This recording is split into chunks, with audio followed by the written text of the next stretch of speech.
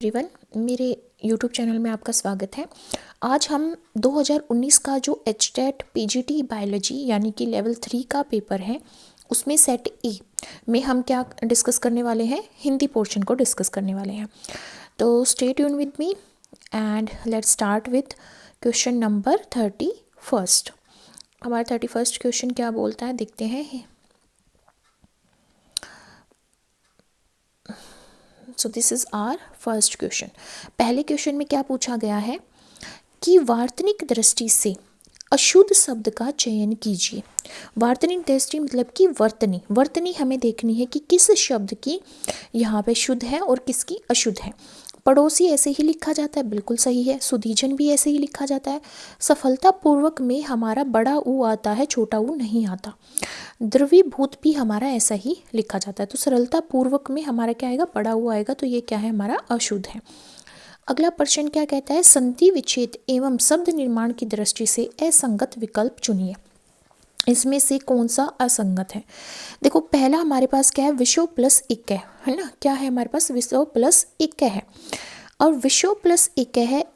विषो इक्के में क्या होता है, यहाँ पे वैशो प्लस इक्के होना चाहिए, तब हमारा ए और ई बन के आई बनेंगे। ठीक है, वैशो विषो प्लस इक्के होना चाहिए, वैश्य वाक्य जब बनेगा। अधम प्लस ऋण, अधर्म अधम ऋण, ये भी सही है। प्री प्लस कृत, परिष्कृत भी सही है। तत् प्लस अनंतर, तदंतर भी ठीक है। ये व्यंजन संधि है। तो हमारा फर्स्ट ऑप्शन यहाँ पे गलत है। नेक्स्ट है कि इस विकल्प में दो उपसर्गों का योग नहीं हुआ है। दो उपसर्गों का योग नहीं हुआ है। अब व्युत्पत्ति को अगर मैं खोल के देखूं तो व्युत्पत्ति कैसे बनती है, वी प्लस उत प्लस पत्ती। वी प्लस उत प्लस पत्ती से हमारा क्या बनता है, व्युत्पत्ति बनता है। ठीक है, तो ये भी हमारा दो उपसर्ग इसमें लगे हैं, वी और उत। व्याधि हमारा कैसे बनता है, वी प्लस आ प्लस धी। वी प्लस आ प्लस धी, तो इसमें भी दो उपसर्ग है, वी और आ। व्यापादित में वी होता है और आ होता है, और फिर हमारा क्या होता है, पादित होता है। तो पादित शब्द में दो उपसर्ग हैं, वी और आ। वैनाशिक कैसे बनता है, वैनाशिक हमारा बनता है वी प्लस नास प्लस ईक। देखो, इसमें ईक हमारा क्या है, प्रत्यय है, और मूल शब्द क्या है, नास। नास क्या है, मूल शब्द है। मूल शब्द में एक तो ईक प्रत्यय लगा है और वी उपसर्ग लगा है। तो इसने बोला है दो उपसर्गों का प्रयोग किस में नहीं हुआ, वैनाशिक में नहीं हुआ है। किस विकल्प में अपादान तत्पुरुष का प्रयोग नहीं हुआ। पहला क्या है हमारे पास, देखो, अपादान तत्पुरुष अलगाव दिखाता है। क्या दिखाता है, अलगाव, बिछोड़ है ना, अलगाव दिखाता है, अलग होने का के भाव में आता है अपादान तत्पुरुष। जैसे इसमें क्या है, जन्म से रोगी, जन्म से कोई रोगी है, तो से हमारा जो कारक चिन्ह किसके लिए आता है, अपादान के लिए। जन्म से रोगी, जन्म से रोगी। ठीक है, जल जात का क्या होगा, जल जात का होगा जल से उत्पन्न, जल से उत्पन्न। ये दोनों ही क्या है, हमारे अपादान तत्पुरुष है, क्योंकि बोलता है जन्म से ही रोगी है, जल से उत्पन्न है। राजद्रोह का क्या होता है, राजा का द्रोह, तो ये इसमें का हमारा क्या आ गया, कारक चिन्ह। तो यहाँ पे क्या है, राजा का द्रोह है, तो का के की संबंध तत्पुरुष है, ये संबंध तत्पुरुष है, ना कि अपादान तत्पुरुष। पदाक्रांत, पदाक्रांत क्या होता है, पद से अक्रांत, पद से अक्रांत, तो ये क्या है हमारा, ये भी अपादान तत्पुरुष है। तो इसने पूछा कौन सा अपादान तत्पुरुष नहीं है, कौन सा नहीं है, राजद्रोह अपादान तत्पुरुष इसमें नहीं है।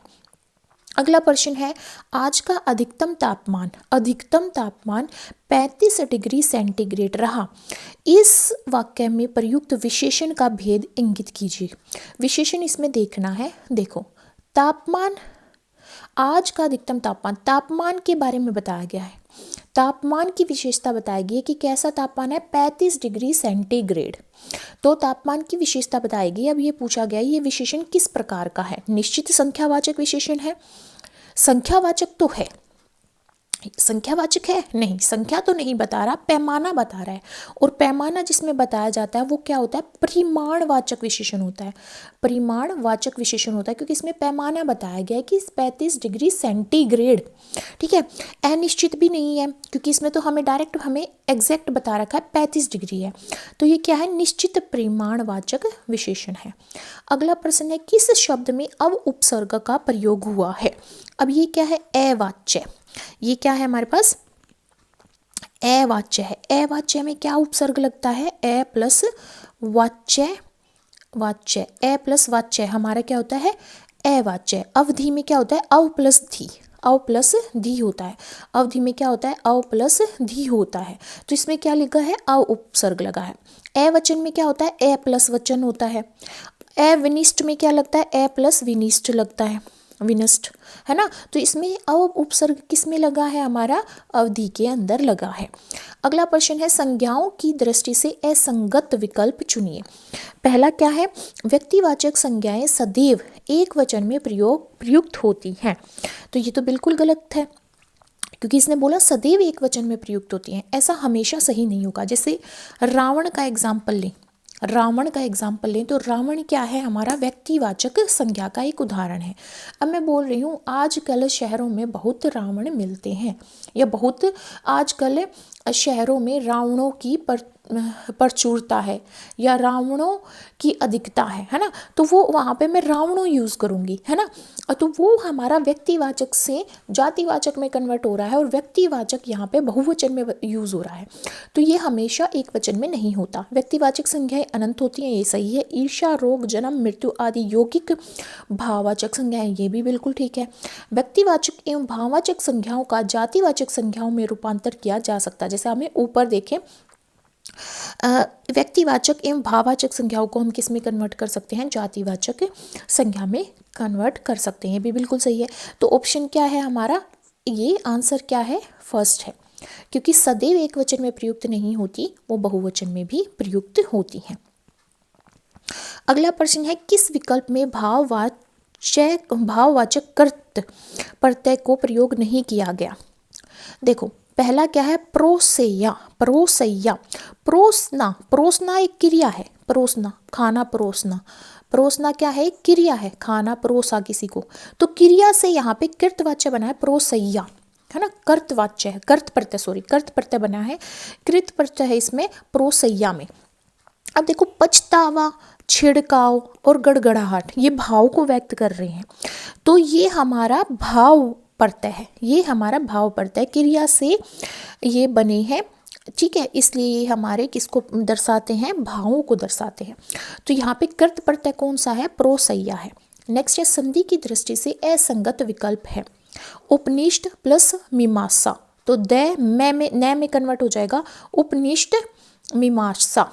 ठीक है, उपनिषद, एक जस्ट अ मिनट को देखने दो, क्या है यहाँ पे? द है। क्या है यहाँ पे? द है। द के बाद मैं आया है। ये व्यंजन संधि का उदाहरण है। किसका है? व्यंजन संधि का उदाहरण है। व्यंजन संधि में क्या होता है? जब पहले शब्द के लास्ट वाला वर्ण द है और अगले वर्ण का पहला जो अगले शब्द का पहला वर्ण जो है मैं है, तो जो द है वो अपने ही वर्ग के नासिक व्यंजन यानी कि न में बदल जाता है। तो यहाँ पे उपनिष प्लस न आ गया, द की जगह क्या आ गया? न आ गया, फिर मीमांसा आ गया। तो ये बिल्कुल सही है। विद्वत प्लस मूर्ति, अब यहाँ में क्या है? तय है, तय के बाद मैं है, तो तय अपने ही वर्ग के नासिक व्यंजन यानी कि न में कन्वर्ट हो जाएगा विद्वन मूर्ति। ये भी बिल्कुल सही है। अगला है षट प्लस मास, षणमास, ये भी सही है। शरद प्लस मारा, इसमें भी द है फिर मैं है, तो ये भी शरण माला, ये भी ठीक है। तो इसमें मेरे हिसाब से तो कोई भी असंगत विकल्प नहीं है। ठीक है, इसमें से कोई भी असंगत विकल्प नहीं है, तो ये क्वेश्चन ही गलत पूछा गया है यहाँ पे। नेक्स्ट हमारे पास क्वेश्चन आता है, इनमें से कौन सी भाववाचक संज्ञा का निर्माण विशेषणवाचक शब्द से नहीं हुआ है पूछा है। अब देखो, नकटापन, नकटापन, कोई नकटा है तो किसी की विशेषता बता रहे हैं ना कि उसका नाक कटा हुआ है, नकटा है वो, है ना। तो नकटापन मतलब भाव हो गया। नकटापन क्या हो गया, भाव हो गया, तो ये भी हमारा विशेषण की उससे बना है। अब देखो यहाँ पे सयानापन, सयाना, सयाना है कोई, ये भी किसी की विशेषता है, सयानापन भाव हो गया, ठीक है। गोरापन, कोई गोरा है और उससे भाव बन गया गोरापन, तो ये सारे क्या है, विशेषण से बने हुए भाववाचक संज्ञा है। पर अपनापन, अपना क्या होता है, हमारा सर्वनाम होता है, अपना क्या होता है, सर्वनाम होता है, सर्वनाम से अपनापन बना है, तो ये क्या है हमारा, ये हमारा भाववाचक संज्ञा विशेषण से ना बन के संज्ञा से बनी है, सॉरी सर्वनाम से बनी है, क्योंकि अपना क्या होता है, सर्वनाम, सर्वनाम से ये भाववाचक संज्ञा बनी है। पर नकटापन, सयानापन, गोरापन ये विशेषण से बनी हुई भाववाचक संज्ञा है। अगला प्रश्न है, मोनू सबसे घटिया विचारों वाला लड़का है। सबसे घटिया, यहाँ पे शब्द यूज किया गया है, सबसे घटिया विचारों वाला लड़का है। इस वाक्य में विशेषण की कौन सी अवस्था का प्रयोग हुआ है, स्वतंत्रतावस्था, उत्तरावस्था, मूलावस्था, उत्तमावस्था। जैसे हम डिग्री पढ़ते हैं ना, सुपरलेटिव डिग्री है ना, जैसे गुड, बेटर, बेस्ट टाइप, वैसे ही हमारे विशेषण में यहाँ पे होता है, ठीक है। तो यहाँ पे पूछा गया सबसे घटिया है, तो वो कौन सी है, उत्तम अवस्था है, सबसे घटिया, तो यहाँ पे जो सबसे शब्द यूज किया गया है वो उत्तम अवस्था का उदाहरण है। अगला प्रश्न है, क्रिया के संबंध में असंगत कथन चुनिए जो इसमें से सही नहीं है। पहला क्या है, गौण कर्म के साथ सदैव को चिन्ह जुड़ा रहता है तथा क्रिया से अपेक्षाकृत दूर रहता है, ये भी बिल्कुल ठीक है।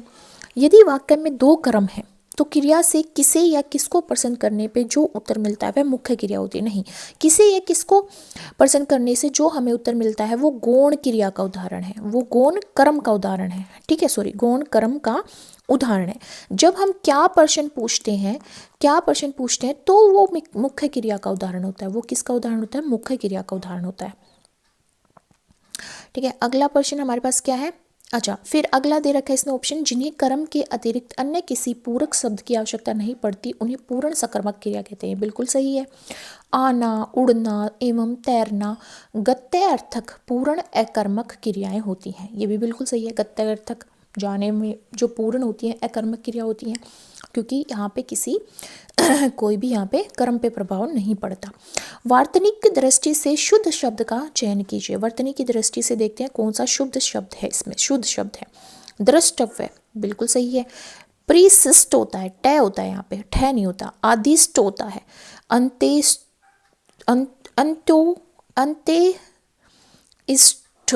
अंत्येष्ट होता है यहाँ पे, ठीक है। तो यहाँ पे सबसे शुद्ध शब्द क्या है, द्रष्टव्य। अगला प्रश्न है, लिंग विचार की दृष्टि से असंगत कथन की को छांटिए। असंगत कथन क्या है लिंग की दृष्टि से, लिंग विचार की दृष्टि से, फौज, भीड़, सरकार, ये क्या है, स्त्रीलिंग पद है, बिल्कुल सही है। लिंग विकारक तत्वों की श्रेणी में आता है, हाँ, लिंग में क्या होता है, विकार उत्पन्न होता है। संज्ञा, सर्वनाम एवं विशेषणवाचक सभी शब्दों में लिंग की दृष्टि से विकार उत्पन्न होता है। संज्ञा में तो विकार उत्पन्न होता है, ये एक विकारी शब्द है, ठीक है।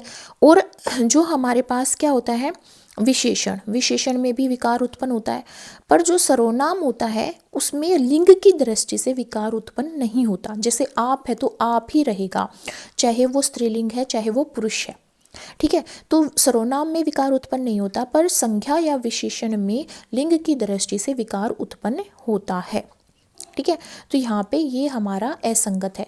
अगला ऑप्शन क्या है, कोयल, मैना और चील आदि शब्द नित्य स्त्रीलिंग शब्दों के वाचक पद है, ये भी सही है। अब इसमें नेक्स्ट क्वेश्चन है, निम्न में से पार्श्विक वर्ण कौन सा है। पार्श्विक वर्ण कौन सा है, लय पार्श्विक वर्ण है। यह, रे, वे, लय, ये जो हमारे ऐसे तो अंतस्थ व्यंजन भी आते हैं, पर पार्श्विक वर्ण हमारा क्या होता है, लय होता है।